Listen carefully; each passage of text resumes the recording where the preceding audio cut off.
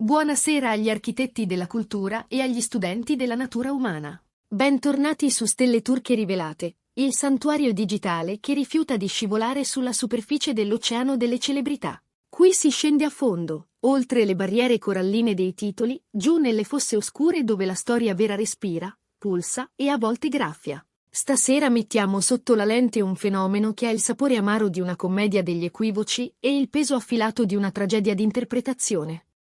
Parliamo di due giganti che non hanno bisogno di presentazioni, Azal Suba, un ciclone di spontaneità che nelle ultime settimane ha monopolizzato il chiacchiericcio, e Erkan Merik, la fortezza del silenzio, l'uomo che raramente abbassa il ponte levatoio. Ma cosa succede quando la fortezza spara un colpo? Una frase sola, uscita dalle labbra di Erkan, ha fatto saltare gli equilibri del pettegolezzo. Era uno scherzo? Una critica? O lo specchio puntato contro una platea che non vede l'ora di giudicare le sue protagoniste? Prima di decifrare l'enigma, riaffermate il vostro posto nella nostra famiglia, iscrivetevi, lasciate un like a sostegno dell'analisi indipendente e, per chi vuole varcare i corridoi del nostro Inner Circle, c'è il pulsante Join. Il vostro supporto ci permette di dire le cose senza paura. Ora, passiamo alla frase che ha acceso il cortocircuito. Ultimamente l'ecosistema del gossip turco orbita intorno a un unico sole, abbagliante e imprevedibile, Azal Suba. È diventata la protagonista di una serie in diretta, un feuilleton che avanza passo dopo passo, parola dopo parola. Non partecipa soltanto alla cultura, la scuote, la provoca, la ribalta. L'abbiamo vista esprimersi con candore quasi brutale su Mary e Muzzerli ai Joy Awards, un momento di sincerità così asciutta da far sudare i responsabili PR. L'abbiamo vista chinarsi in un gesto di rispetto tradizionale durante il concerto di Gulsen, un bacio alla mano che i social hanno vivisezionato come fosse una scena del crimine. E poi la pièce de résistance, la sua frase che è rimasta nell'aria come un neon acceso. Sono felice di non aver incontrato Tarkan. Proprio quando il frastuono intorno alla libertà verbale di Azal raggiungeva il picco, un'ombra inattesa ha mosso il passo. Erkan Merik, uomo di poche parole, di distanza calcolata e di un'immagine pubblica scolpita nel mistero, ha rovesciato il tavolo con un commento tanto breve quanto scivoloso. Tra poco Azal potrebbe chiamarmi zio. Nel mondo infiammabile delle news di spettacolo esistono parole come fiammiferi gettati su una polveriera. Appena pronunciate, vengono spogliate del contesto, armate e rilanciate a velocità supersonica, finché smettono di essere battute e diventano atti d'accusa. La frase attribuita a Erkan ha avuto esattamente questo effetto detonante, come un sasso lanciato in uno stagno immobile che all'improvviso si accorge di essere un mare. Vediamo i giocatori su questa scacchiera. Da un lato c'è Azal Suba, le cui azioni recenti sembrano guidate da un'energia gioiosa e un po' folle, un magnetismo che ha spaccato il pubblico in due. Dall'altro c'è Erkan Merik, il custode implacabile della sua immagine, l'uomo che raramente si concede allo scambio di battute. In mezzo c'è la frase, un cenno sottile, mezzo scherzo e mezza insinuazione, perfetto carburante per l'appetito famelico dei social. Ma come ci siamo arrivati? Si mormora che, durante un evento recente, o forse in un bisbiglio rubato al backstage, Erkan sia stato incalzato su questa scia di titoli che avvolge Azal. La sua risposta è stata secca, asciutta, e insieme ambigua. Tra poco Azal potrebbe chiamarmi zio. Nel giro di secondi, quella riga è scivolata dalle sue labbra agli schermi di milioni. Perché proprio quella frase ha scatenato una scossa simile? Se l'avesse detta un comico o un presentatore notturno, sarebbe evaporata in un'ora. Ma parliamo di Erkan Merik, l'uomo delle sillabe trattenute con la pinza, il professionista che si tiene a chilometri dalla polemica. Il fatto che abbia scelto di entrare nel ring con una stoccata, acuminata, per giunta. È stato letto come una deviazione radicale dal suo copione. La reazione digitale è stata immediata. Commento inaspettato da Erkan, ha scritto qualcuno. Si scherza, ma non è troppo, ha domandato un altro. E le teorie si sono moltiplicate come fuochi fatui. È stata una pacca amichevole tra ex partner di set che condividono un passato che il pubblico non potrà mai capire fino in fondo? Oppure una satira scaltra, un modo per Erkan di prendere le distanze dalla presunta eccessiva confidenza di Azal con altre star? Per comprendere lo scherzo, bisogna guardare al bersaglio. Perché oggi Azal Suba sembra il sacco da box preferito del settore? Secondo i sussurri che corrono nei salotti del gossip, le ragioni sono tre. Primo, Azal ha abbandonato la maschera curata della starlet perfetta. Mostra una spontaneità che all'occhio distratto pare incontrollata, ma è in realtà la rivendicazione consapevole della sua voce. Secondo, occupa una posizione di forza rara, e non sente più il bisogno di compiacere tutti. Se vuole baciare una mano lo fa, se vuole criticare un idolo lo dice. Questa autonomia affascina e spaventa, e perciò ogni suo gesto viene letto col filtro della malizia. Terzo, usa l'ironia come scudo. Quel tono brillante e scanzonato con cui risponde agli attacchi irrita l'establishment che la vorrebbe contrita, piegata, in colpa. Adesso smontiamo la parola incriminata, zio. Nel lessico delle relazioni turche, chiamare qualcuno zio è un segnale sfaccettato. Implica età, sì, ma soprattutto ridisegna la mappa dei rapporti. Introduce una gerarchia, un podio invisibile. Dicendo che Azal potrebbe chiamarlo zio, Erkan allude forse a una stanza in cui gli adulti parlano e i piccoli ascoltano? O richiama il suo recente modo di rivolgere deferenza a figure affermate, come quel bacio alla mano al concerto di Gulsen, suggerendo che stia trattando tutti come anziani da venerare?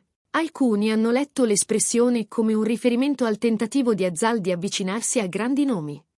E se Erkan ironizza di essere il prossimo a ricevere quel titolo, la frase diventa l'ultimo anello di una catena di sarcasmi. I social, com'era prevedibile, si sono divisi in due eserciti. Da una parte la brigata è solo una battuta, che richiama i rapporti decennali tra i due, sbocciati nei giorni di ADN Senkoi. Sono commilitoni di Seth, dicono, si sono guadagnati il diritto di punzecchiarsi.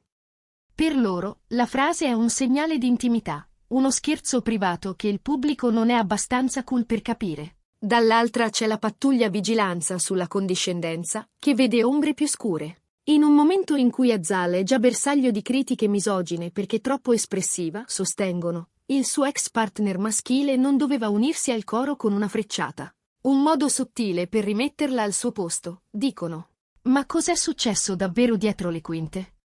Secondo voci ben piazzate, la realtà è meno teatrale di quanto suggeriscano i thread più infuocati. Pare che, quando Azal Suba ha sentito la frase, non abbia versato una lacrima, ha riso. Avrebbe detto al suo gruppo di fiducia: ognuno mi ha assegnato un ruolo nella sua commedia, io mi godo lo spettacolo. Parole che raccontano lo stato zen in cui si muove adesso. Sa di essere la protagonista, e lascia che il cast di supporto improvvisi. Quanto a Erkan, il quadro sarebbe persino più limpido. Non avrebbe pronunciato quella frase per innescare scientemente una miccia. Sarebbe stato un lampo di ironia in una chiacchiera privata, un momento di secchezza che sulla pagina ha perso le sfumature. Si dice, però, che quando la battuta è finita in piazza e si è distorta, Erkan abbia perso la pazienza non con Azal, ma con quel meccanismo della fama che trasforma la goliardia in proiettili. Al netto delle intenzioni, l'incidente ha creato una crepa, piccola ma visibile, nell'immagine distante, seria e calma che Erkan Merrick ha curato per anni. Gli utenti si accorgono che sotto l'aria pensosa si nasconde un umorismo più tagliente, forse più scuro. Per alcuni questo lo rende più umano. Finalmente ha parlato chiaro, hanno esultato. Per altri, macchia il mistero. Magari non si fosse immischiato, hanno sospirato. Finora Azal non ha offerto una risposta diretta. Ma il suo silenzio è una lingua a sé. Chi la conosce sa che raramente ingaggia duelli frontali. Preferisce il post velato, la storia ironica, l'autoscatto con didascalia che scherza senza concedere terreno. Nei giri di corridoio si scommette su una stoccata divertente nei prossimi giorni, magari una foto in cui chiama zio qualcun altro. O una frase astuta che riconosce la battuta senza regalarle più oxygen. E qui, famiglia di stelle turche rivelate, tocca a voi. Da che parte state nella questione dello zio? Erkan è stato un fratello maggiore che punzecchia la sorella, o un collega giudicante che ha aggiunto benzina su un fuoco già troppo vivo? E soprattutto, Azal viene presa di mira solo per essere autentica? Diteci il vostro verdetto nei commenti. E ricordate, schiacciare join è il modo migliore per tenere questo canale libero, curioso, e capace di guardare negli occhi il potere.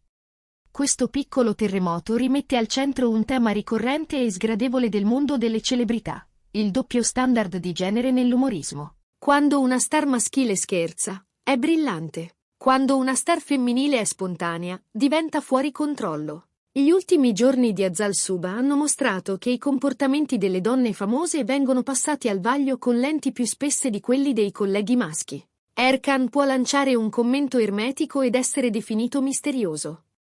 Azal fa una battuta su Tarkan e diventa irrispettosa. Una frase brevissima, un impatto enorme. Tra poco Azal potrebbe chiamarmi zio. Forse era soltanto un guizzo, un neurone impaziente che scocca in una conversazione casuale. Ma perché è avvenuto nel punto in cui la visibilità controversa di Azal incrocia l'invisibilità leggendaria di Erkan, è diventato titolo, chiave, coro. La verità, forse, è disarmante nella sua semplicità. Azal Suba ed Erkan Merik sono due titani. Sono sole e luna della loro generazione. E quando compaiono nella stessa riga, la marea si alza, il vento cambia, il porto mormora. Questo episodio dimostra che, nel mare capriccioso del gossip, le tempeste più grandi spesso iniziano con le farfalle più piccole o, in questo caso, con gli scherzi più minuscoli. Così restiamo in ascolto del prossimo segnale, perché se c'è una cosa certa è che la storia non si chiude qui. Azal ha un talento naturale per ribaltare il tavolo con una risata. Erkan, con un sopracciglio alzato, può metterci un punto e poi cancellarlo. Ci sarà un nuovo capitolo, magari una riconciliazione social fatta di allusioni e faccine che non pubblicheremo, o una comparsata sorpresa a un evento dove l'imbarazzo si scioglierà in due sguardi complici. Fino ad allora, tenete gli occhi aperti e lo scetticismo in tasca. Stelline, sapete che qui non vendiamo certezze in saldo, coltiviamo domande, sfumature, pause. Quello che conta è comprendere come una frase si carichi di significati quando scivola nel frullatore della fama. Il commento dello zio potrebbe non essere mai stato pensato come una sentenza, eppure è diventato il paradosso perfetto della cultura che abitiamo. È un promemoria, la stessa parola, in bocche diverse, può pesare come ferro o come piuma. A volte basta una sillaba per far deragliare un'immagine costruita in anni. A volte basta il silenzio dell'altro per trasformare quel deragliamento in una danza. E in quella danza, lo sappiamo, Azal Suba ed Erkan Merik sono maestri di ritmo, di timing, di sorpresa. Questa è stata una speciale immersione di stelle turche rivelate. Iscrivetevi, mettete like, fatevi sentire. E se volete che la nostra voce resti libera, cliccate join. Alla prossima!